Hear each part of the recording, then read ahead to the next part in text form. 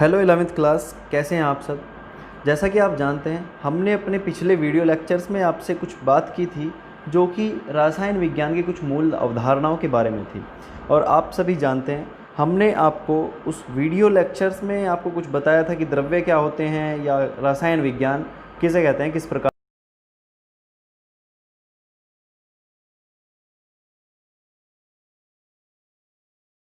के द्रव्य होते हैं। तो आज हम वही सब कुछ डेफिनेशन के तौर पर पढ़ेंगे। आपको अपनी जो नोटबुक है उसमें अच्छे से नोट करना है। डेफिनेशन आपके स्क्रीन के सामने दी गई है, जैसा कि आपको दिखाई दे रहा है। मैंने आपकी स्क्रीन पर कुछ लिखे हुए हैं जिसके अनुसार हम क्या कर सकते हैं, यहाँ पर डेफिनेशन क्लियर कर सकते हैं। आपको बताया गया है यहाँ पर द्रव्य की डेफिनेशन। तो द्रव्य की डेफिनेशन जैसे कि आपको दिखाई दे रहा है सामने, द्रव्य कोई भी ऐसी वस्तु जो स्थान घेरती हो। ठीक है, क्या होगा? कोई भी ऐसी वस्तु होगी जो स्थान घेरती हो या जिसका कोई द्रव्यमान होता हो, क्या कहलाती है भाई? द्रव्य कहलाती है। अगर मैं इसी प्रकार से कोई बात करूं तो जैसे मैं मोबाइल फ़ोन अपने हाथ में ले रहा हूं, ये भी एक द्रव्य है। क्योंकि द्रव्य क्यों है? क्योंकि ये एक स्थान भी घेरती है और इसका एक द्रव्यमान भी है। ठीक है, आप सभी अपने मोबाइल ले रहे होंगे हाथों में, तो वो सभी भी क्या है? द्रव्य हैं। तो आप सभी ध्यान रखें, जो भी वस्तु स्थान घेरती हो और जिसका द्रव्यमान होता हो, वह क्या होती है? द्रव्य कहलाती है। ठीक है, जिसका भी द्रव्यमान होता है द्रव्य कहलाती है। और द्रव्य को ही हम क्या कहते हैं भाई? पदार्थ कहते हैं। तो आप सभी को ये चीज़ें मालूम होनी चाहिए। अब पदार्थों को दो प्रकार से वर्गीकृत किया गया है। मैं जैसे कि आपको दिखा रहा हूँ, आपकी स्क्रीन के सामने आपको दिखाई दे रहा है पदार्थ लिखा है। पदार्थ को दो प्रकार से वर्गीकृत किया गया है। अब वे कौन कौन से प्रकार हैं, आइए देखते हैं। पहला प्रकार हमें बताया गया है। पहले प्रकार के अंतर्गत अगर मैं बात करूं तो आपको यहाँ स्पष्ट रूप से दिखाई दे रहा होगा कि हमारे पास यहाँ मुख्य रूप से बताया गया है कि जो पदार्थ होते हैं वे दो प्रकार के होते हैं। कौन कौन से हैं? भौतिक, है ना, भौतिक वर्गीकरण, भौतिक के आधार पर, और रासायनिक। ठीक है, तो दो प्रकार से बताए गए हैं। भौतिक वर्गीकरण किया गया है इनका और रासायनिक वर्गीकरण किया गया है। तो आपको ये सभी क्या करने हैं?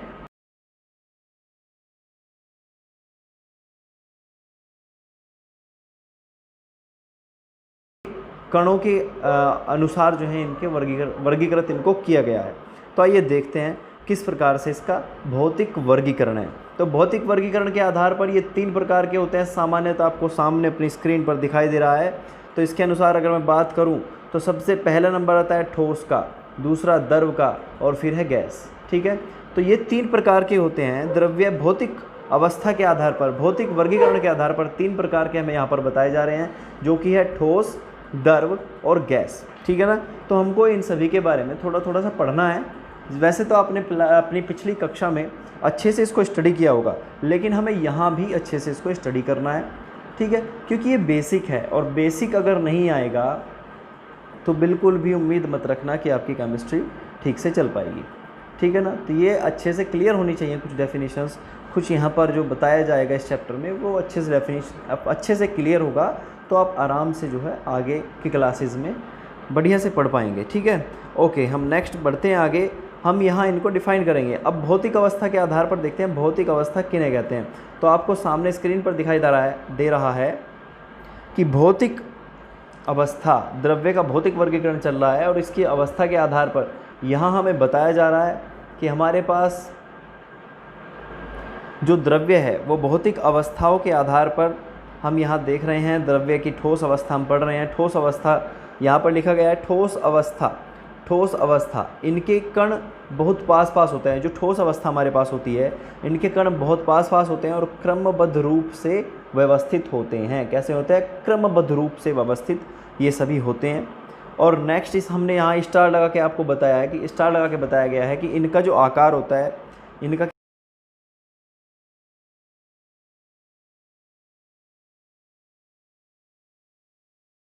फ़ोन देख सकते हैं, एक सॉलिड है, मतलब इसका क्या है कि ठोस है। इसका आकार और जो इसका आयतन है वो बिल्कुल फिक्स है, निश्चित है। इसीलिए ये क्या है भाई? सॉलिड स्टेट है, ये ठोस अवस्था है। ठीक है, तो मैं समझ रहा हूँ कि आपके ये थोड़ा थोड़ा क्लियर हो रहा होगा। आगे मैं समझना चाहता हूँ, मैं यहाँ पर इसके कुछ एग्जाम्पल बताए हैं, जैसे लकड़ी, पत्थर, नमक, कलम, पेन, मोबाइल आदि। ये सभी कैसे होते हैं? ठोस होते हैं। मैं ठोस अवस्था के बारे में अगर और थोड़ा सा बात करूँ तो ठोस अवस्था में जो इनके कण होते हैं जो कण बहुत पास पास बताए गए हैं, इनका कारण क्या है? अगर मैं इनके कारण की बात करूं तो इनके मध्य अंतरा आणविक बल होता है। कौन सा बल आणविक बल होता है? अंतरा आणविक बल। अंतरा आणविक बल, ठीक है। तो अंतरा आणविक बल इनके मध्य कार्य करता है, जिसके कारण ये सॉलिड होते हैं, ठीक है। इनके मध्य अंतरा आणविक बल काफ़ी अधिक स्ट्रॉन्ग होता है, काफ़ी स्ट्रॉन्ग बॉन्ड होते हैं। अंतरा आणविक बंध जो होते हैं, बल होते हैं, वे सभी स्ट्रॉन्ग होते हैं। इसी कारण से इनके कण जो हैं बहुत नज़दीक हैं, पास पास हैं, और इसी के कारण ये सॉलिड फेज में है। इसी के कारण इनका निश्चित आकार है, इसी के कारण इनका आयतन भी निश्चित है। ओके बच्चों, नेक्स्ट स्टेज की ओर बढ़ते हैं। नेक्स्ट हमारे पास दिया गया है द्रव अवस्था, देखते हैं। तो जैसा कि आपकी स्क्रीन पर आपको दिखाई दे रहा है, मैंने यहाँ पर लिखा है द्रव अवस्था। द्रव अवस्था किसे कहते हैं ये एक बार देख लेते हैं। यहाँ पर बताया गया है कि जो द्रव्य के कण होते हैं वे ठोस की तुलना में क्या होते हैं? काफ़ी दूर दूर होते हैं, ठीक है। तो जो हमने ठोस अवस्था पढ़ी थी उसमें काफ़ी कण नज़दीक नज़दीक थे, बहुत दूरी उनमें नहीं थी। उनके मध्य जो है अंतराण्विक बल काफ़ी अधिक था, जिसके कारण उनके कणों के बीच की दूरी कम थी, या उनके बीच में दूरी बहुत कम थी, ठीक है।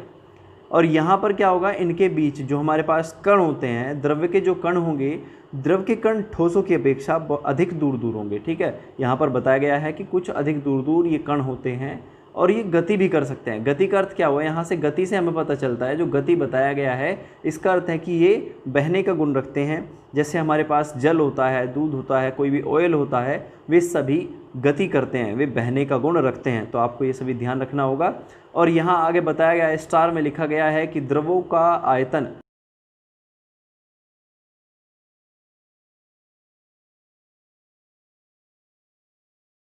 पात्र में आप इनको डालेंगे, उसी का आयतन ये ग्रहण कर लेंगे, ठीक है।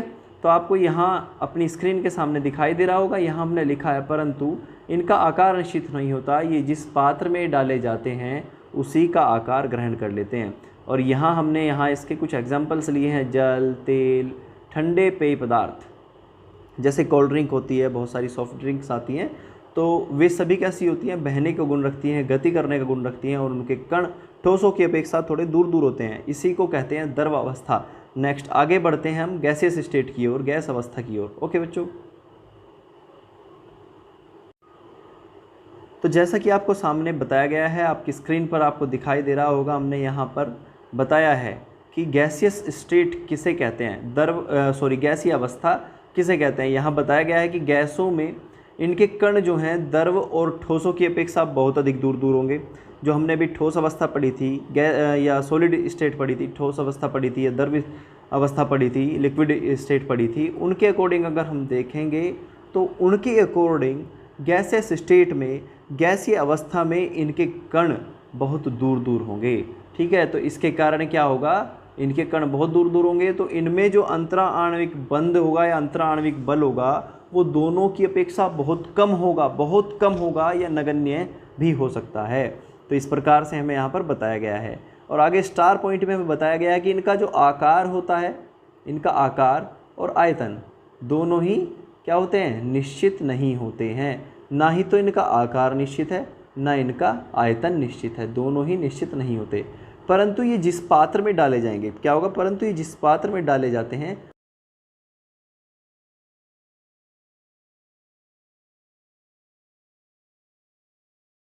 गैस को उसमें डाल रहे हैं, तो वह उसी पात्र के आयतन में फैल जाती है। जैसे वायु है, वायुमंडल में वायु है, जिस प्रकार के भी आप पात्र में उसको रखना चाहेंगे उसी का आकार वो ले लेगी। CO2 गैस है, ये वायुमंडल में पाई जाती है, आप समझते ही हैं गैसियस स्टेट किसको कहते हैं, ठीक है। तो मैं समझता हूँ आपके थोड़ा क्लियर हुआ होगा, ठीक। अभी हम बात करते हैं नेक्स्ट, हमें इसमें क्या पढ़ना है। नेक्स्ट हम इसको एक बार फिर से देख लेते हैं। देखिए, यहाँ पर हमें अब रासायनिक वर्गीकरण के बारे में बात करनी है, और मैं चाह रहा हूँ कि हम इस रासायनिक वर्गीकरण की वीडियो मैं अलग से दूंगा, ठीक है। तो आप उस वीडियो को देख करके अपने लेक्चर्स को जो है अच्छे से समझ सकते हैं। मैं वहाँ पर जैसे कि आपको दिखाया गया है, सामने स्क्रीन पर बताया गया है कि हमारे पास जो द्रवों का रासायनिक वर्गीकरण है, भौतिक वर्गीकरण 3 प्रकार का था, जिसमें ठोस अवस्था थी, द्रव अवस्था थी, और कौन सी अवस्था थी? गैसीय अवस्था थी। हम आगे पढ़ने वाले हैं इसके रासायनिक वर्गीकरण। तो द्रव का रासायनिक वर्गीकरण हमें बताया गया है कि ये 2 प्रकार के होते हैं। सबसे पहला इन्होंने बताया कि ये शुद्ध पदार्थ है और दूसरा इन्होंने बताया है हमें कि ये मिश्रण के रूप में है। ठीक है, तो हमें यहाँ 2 प्रकार से इन्होंने बताया है कि ये शुद्ध पदार्थ और मिश्रण 2 प्रकार से वर्गीकृत किया गया है। फिर आगे चलते हैं, तो आगे चलने के बाद हमें पता चलता है कि शुद्ध पदार्थों को भी इन्होंने 2 प्रकार से डिवाइड कर दिया। अब वे 2 प्रकार कौन से हैं एक बार देख लीजिए। जैसे कि आपको यहाँ दिखाई दे रहा है, ये शुद्ध पदार्थ है हमारे पास, और शुद्ध पदार्थ को इन्होंने हमें 2 प्रकार से डिवाइड करना बताया है। नंबर 1 कौन सा है? तत्व। तत्व किसे कहते हैं और यौगिक किसे कहते हैं। उससे पहले मैं आपको शुद्ध पदार्थ बताऊंगा कि शुद्ध पदार्थ किसे कहते हैं, फिर उसके बाद तत्व लेंगे। तत्व भी 3 प्रकार के होते हैं, धातु, अधातु और उपधातु। धातु, अधातु और उपधातु, तो इन सभी के बारे में हम वहाँ पर पढ़ेंगे। उसके बाद हम जानेंगे कि यौगिक किसे कहते हैं। ठीक है, क्या जानेंगे? यौगिक किसे कहते हैं।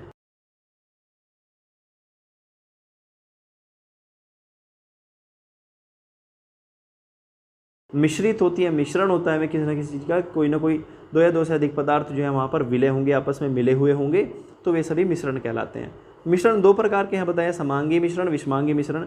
नंबर 1 की बात करें समांगी मिश्रण की, तो ये वे मिश्रण हैं जो एक दूसरे में पूरी तरीके से घुल जाते हैं, पूरी तरीके से मिल जाते हैं, और जो नहीं घुलते हैं वे विषमांगी मिश्रण कहलाते हैं, जो घुल जाते हैं वे समांगी कहलाते हैं। शुद्ध पदार्थ, जैसे कि हमें शुरू में बताया गया है, शुद्ध पदार्थ किसे कहते हैं? शुद्ध पदार्थ वे होते हैं, वे द्रव्य होते हैं, वे पदार्थ होते हैं जो भौतिक स्टेट के आधार पर उनको चेंज नहीं कर सकते हम। यदि मान लें हमारे पास सोना है तो हम उसको लोहा नहीं बना सकते, लोहे को सोना नहीं बना सकते, पारस पत्थर तो हमारे पास है नहीं। ठीक, तो इसीलिए ना अभी तक वो ज्ञात है, जिसके कारण की खोज हुई है। केमिस्ट्री का जो सब्जेक्ट है हमारे पास, वो पश्चिमी देशों के अकॉर्डिंग जो हम माने तो वो दो चीज़ों पर आधारित है। मैंने आपको पहले भी बताया है कौन कौन सी चीज़ है, पारस पत्थर है और दूसरा है अमृत। तो पारस पत्थर हमारे पास उपलब्ध नहीं है, अमृत हमारे पास नहीं है। हमारे यहाँ मूल साइंटिस्ट एक हुए हैं नागार्जुन के नाम के, उन्होंने माना जाता है कि उन्होंने जो है अमृत का निर्माण कर लिया था, परंतु किन्हीं कारणों उन्होंने इसको नष्ट कर दिया था कि काफ़ी लोग उसका दुरुपयोग ना करें। तो मैं आपको बता रहा हूँ यहाँ पर शुद्ध पदार्थ। तो शुद्ध पदार्थ क्या है? ये वे पदार्थ हैं जिनकी भौतिक स्टेट जो होती है, फिजिकल स्टेट से उनको चेंज नहीं कर सकते, मतलब उनका जो पदार्थ है उसको दूसरे पदार्थ में नहीं बदल सकते, उसके रूप को बदल सकते हैं। भाई हम क्या कर सकते हैं, कोई पदार्थ है, एक पदार्थ को क्या कर सकते हैं, उसकी चेंज कर सकते हैं, स्टेट को चेंज कर सकते हैं, लेकिन हम पदार्थ को दूसरी चीज़ों में नहीं बदल सकते। आपको ये क्लियर कर लेना चाहिए। तो शुद्ध पदार्थ बताया गया है, वहाँ पर तत्व बताया गया है। तत्वों के प्रकार फिर 3 प्रकार से हैं, धातु है, धातु है, उपधातु है। उसके बाद यौगिक बताए गए हैं कि बहुत विभिन्न प्रकार के तत्व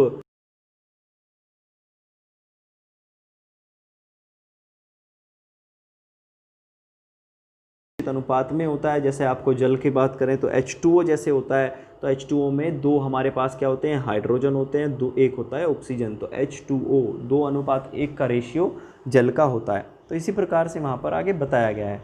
ठीक है बच्चों, तो वीडियो अगर आपको पसंद आई है तो आप इसको लाइक करें, शेयर करें, कमेंट करें और चैनल को सब्सक्राइब ज़रूर कर लें बच्चों। Okay bye. अगर आपको कोई प्रॉब्लम है तो हमारे आप दिए गए कॉन्टैक्ट नंबर पर कॉन्टैक्ट कर सकते हैं। ठीक है, ओके बच्चों, बाय।